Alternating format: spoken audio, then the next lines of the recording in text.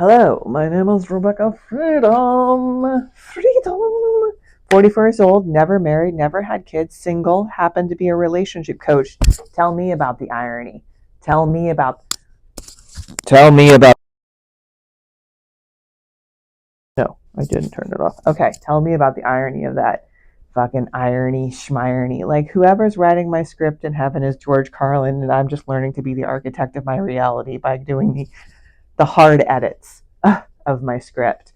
One hard edit that I have arrived upon is your style, how you dress, the optics of who you are, the way that you carry yourself absolutely is a fundamental component of communication, especially in a world of 2-second attention spans.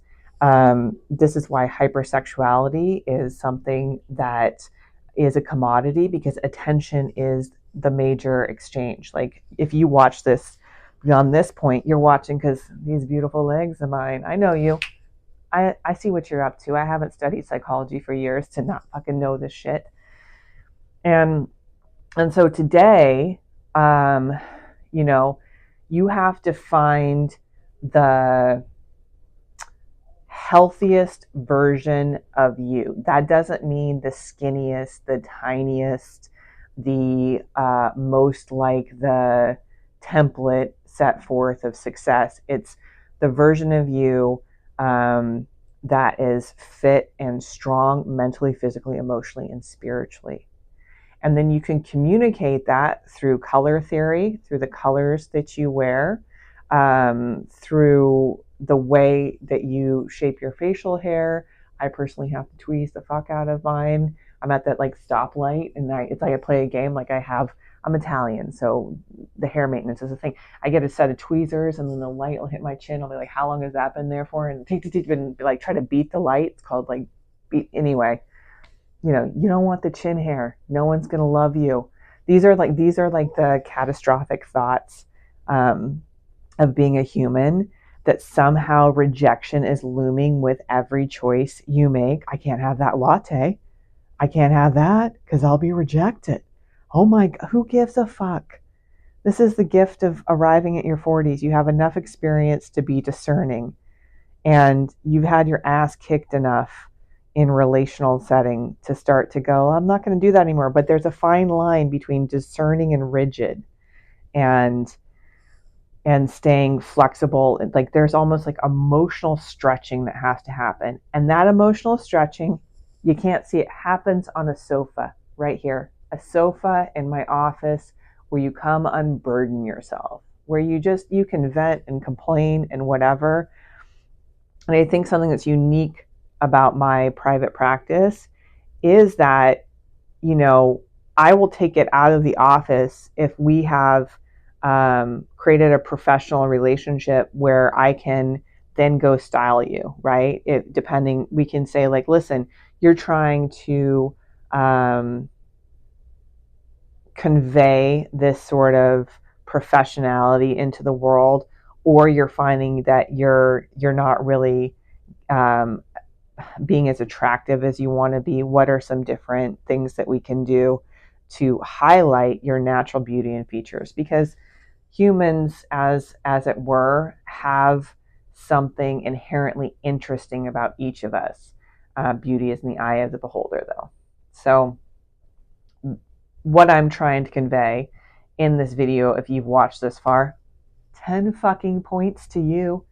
Let's just do 8,000 points. Who gives it? However many points you need to stay focused. Good job.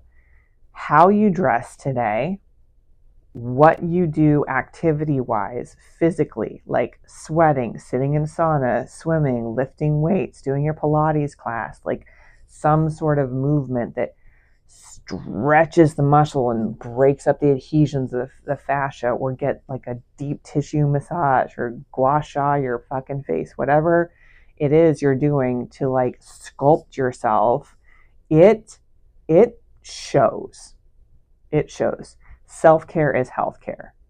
And oftentimes we need a particular guided education, or we need to sequence it because we get into overwhelm on, do this first, do this second, do this third. And that's what I really specialize in for my clients, is to say, listen, life is a lot. It's enormous. It's overwhelming. And then there's all these like soft subjects that get thrown at you, like transgender bathrooms. And you're like, should I be really concerned about that? And you can kind of be distracted and concerned about that, all the while ignoring the fact that you haven't worked out for weeks and you're sort of getting pudgy.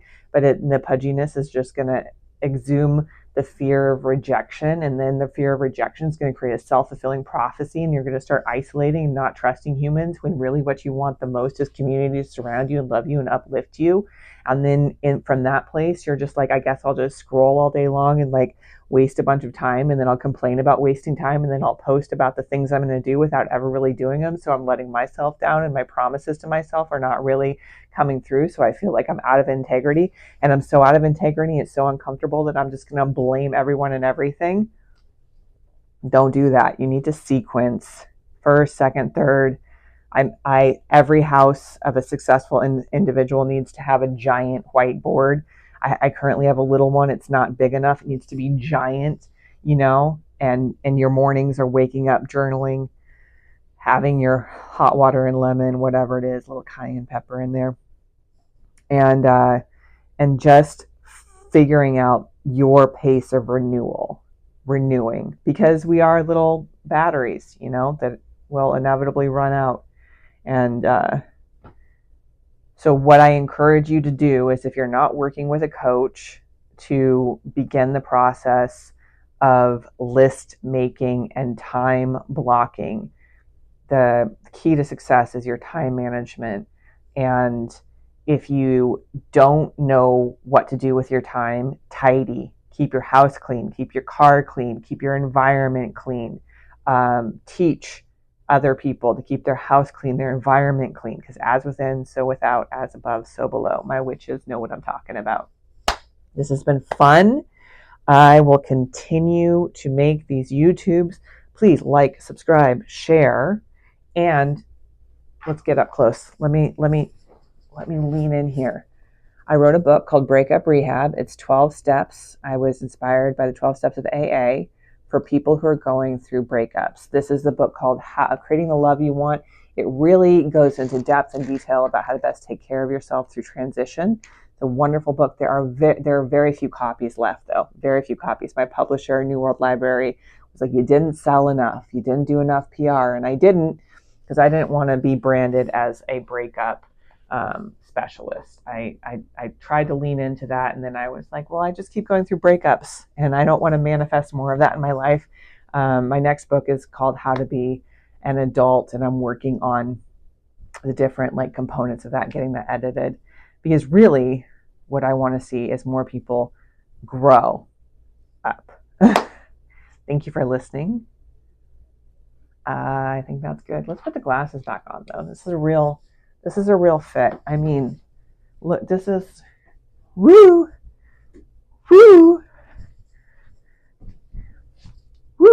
I am the producer and the talent, so you get what you get.